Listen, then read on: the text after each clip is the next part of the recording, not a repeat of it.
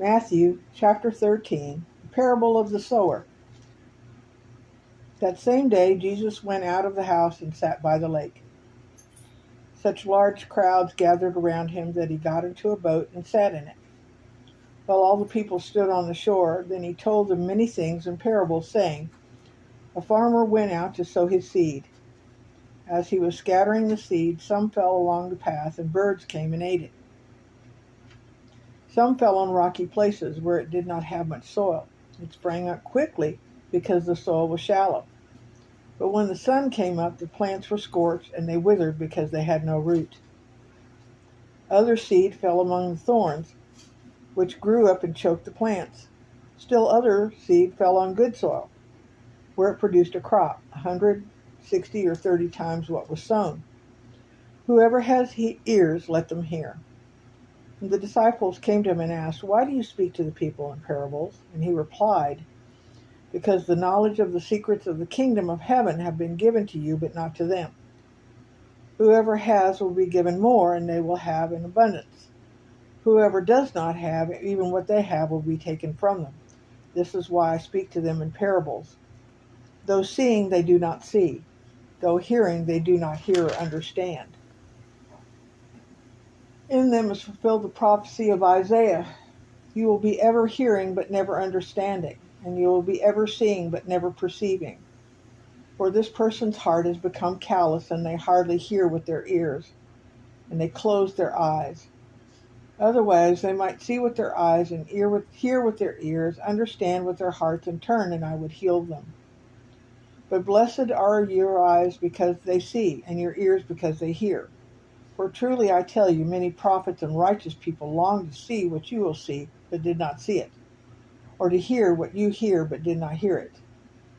Listen then to what the parable of the sower means. When anyone hears the message about the kingdom and does not understand it, the evil one comes and snatches away what was sown in their heart. This is the seed sown along the path. The seed falling on rocky ground refers to someone who hears the word and at once receives it with joy. But since they have no root, they last only a short time. When trouble or persecution comes because of the word, they quickly fall away. The seed falling among the thorns refers to someone who hears the word. But the worries of this life and the deceitfulness of wealth choke out the word, making it unfruitful. But the seed falling on good soil refers to someone who hears the word and understands it. This is the one who produces a crop yielding 100, 30, or 60, or 30 times what they've sown. The parable of the weeds. Jesus told them another parable. The kingdom of heaven is like a man who sowed good seed in his field. But while everyone was sleeping, his enemy came and sowed weeds among the wheat and went away. When the wheat sprouted and formed heads, then the weeds also appeared. The owner's servant came to him and said, Sir, didn't you sow good seed in your field?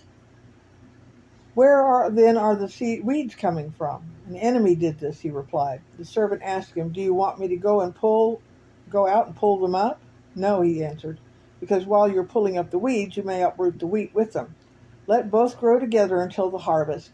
At that time I will tell the harvesters, First collect the weeds and tie them in bundles to be burned, then gather the wheat and bring them into my barn. The parable of the mustard seed and the yeast. He told them another parable. The kingdom of heaven is like a mustard seed, which a man took and planted in his field. Though it is the smallest of all seeds, yet when it grows, it is the largest of garden plants and becomes a tree, so that the birds come and perch in its branches. He told them still another parable. The kingdom of heaven is like yeast that a woman took and mixed in about 60 pounds of flour until it worked all through the dough. Jesus spoke all these things to the crowd in parables. He did not say anything to them without using a parable. So was fulfilled what was spoken through the prophet. I will open my mouth in parables, and I will utter things hidden since the creation of the world. The parable of the weeds explained. Then he left the crowd and went into the house, and his disciples came to him and said, Explain to us the parable of the weeds in the field. Then he answered, The one who sowed the good seed is the Son of Man. The field is the world, and the good seed stands for people in the kingdom. The weeds are the people of the evil one, and the enemy who sows them is the devil. The harvest is the end of the age, and the harvesters are angels. As the weeds are pulled up and burned in the fire, so it will be at the end of the age. The Son of Man will send out his angels, and they will weed out of his kingdom everything that causes sin and will do evil, and they will throw them into a blazing furnace where there will be weeping and gnashing of teeth. Then the righteous will shine like the sun in the kingdom of their Father. Whoever has ears, let them hear. Parables of the hidden treasure and the pearl. The kingdom of heaven is like a treasure hidden in a field. When a man found it, he hid it again, and then in his joy went and sold all he had and bought that field. Again, the kingdom of heaven is like a merchant looking for fine pearls. When he found one of great value, he went away and sold everything he had and bought it. Parable of the net. Once again, the kingdom of heaven is like a net that is let down into the lake and caught all kinds of fish. When it was full, the fishermen pulled it up on the shore. Then they sat down and collected the good fish in baskets, but threw the bad away. This shows that it will be how it will be at the end of the age. Angels will come and separate the wicked from the righteous, and throw them into a blazing furnace, where there will be weeping and gnashing of teeth. Have you understood all these things? Jesus asked. Yes, they replied. He said to them, Therefore, every teacher of the law who has become a disciple in the kingdom of heaven is like the owner of a house, who brings out of his storeroom new treasures as well as old. A prophet without honor. When Jesus had finished these parables, he moved on from there. Coming to his hometown, he began teaching the people in their synagogue, and they were amazed. Where did this man get this wisdom and these miraculous powers? They asked. Isn't this the carpenter's son? Isn't his mother Mary? And aren't his brothers James, Joseph, Simon, and Judas? Aren't all his sisters with us? Where then did this man get all these things? And they took offense at him.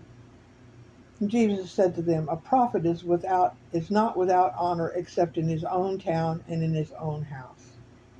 And he did not do many miracles there because of their lack of faith.